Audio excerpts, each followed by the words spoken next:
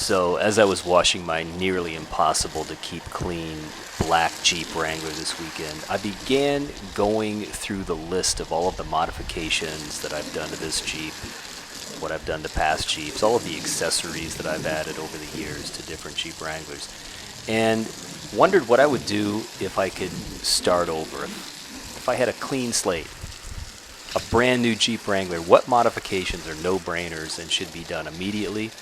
And what modifications can wait?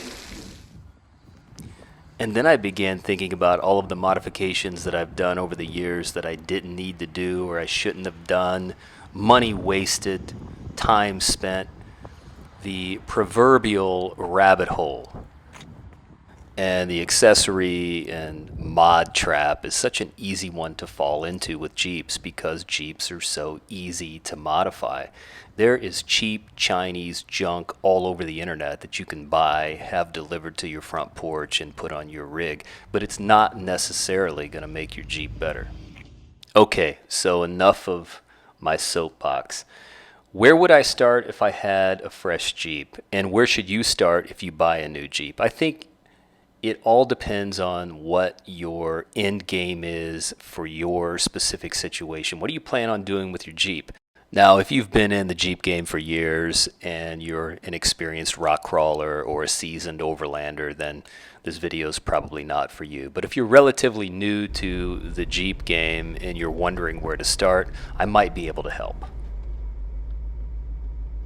First and foremost, a stock Jeep Wrangler is much more capable than people give it credit for. So the first thing I would say is whatever rig you buy, if you buy a Jeep Wrangler Sport or Rubicon or a Gladiator Mojave, Gladiator Rubicon, whatever you buy, go out and wheel it stock and see what it could do before you go down the rabbit hole of lift kits, bigger tires, and aftermarket wheels. Some modifications that are no-brainers in my mind and I would do immediately with any Jeep, I guess number one would be recovery gear and skid plates, rocker protection.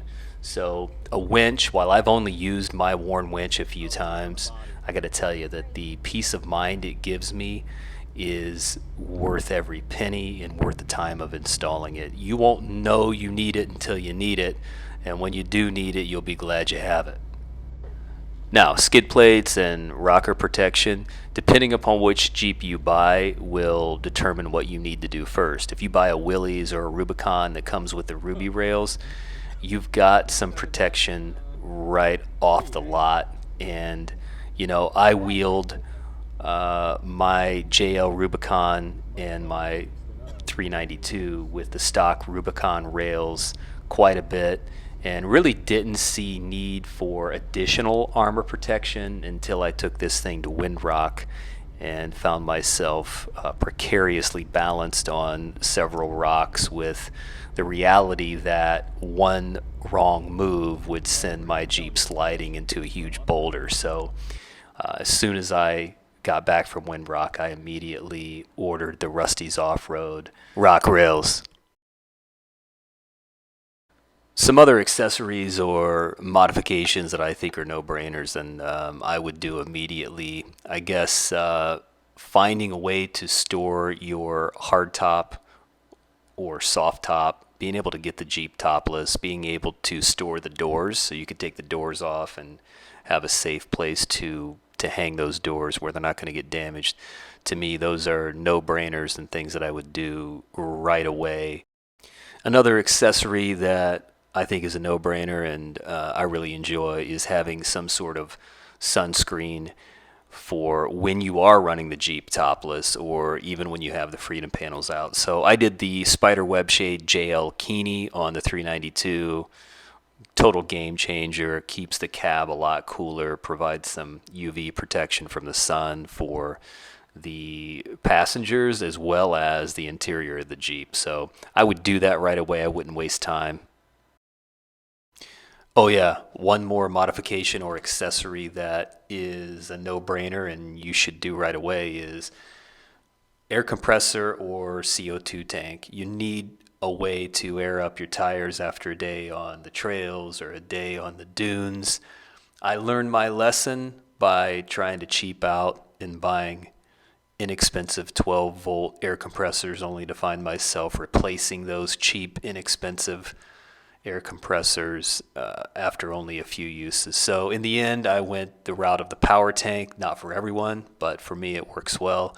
My only recommendation would be buy once, cry once. So if you want to do an onboard ARB air compressor or something that is quality and will last, fantastic. If you want to go the power tank route, I certainly love my power tank and would recommend that as well. Just empty every pocket. Lockers before light bars. Two sayings in the Jeep community that actually have some meaning. My recommendation would be make sure you have a way to recover the Jeep before you take it off-road. Make sure you are protecting the Jeep before you do anything crazy off-road.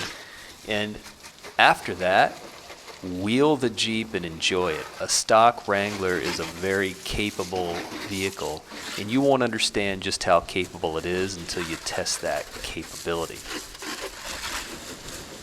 So back to my original question as I started washing the Jeep this morning. If I had a fresh slate, brand new Jeep, what mods would I do first? Let's see. Metal cloak, lock and load, long arm kit, 37-inch KM3s, maybe a Demon swap? Just kidding. Like, subscribe, tell all of your Jeep fanatic friends about the channel. Take care.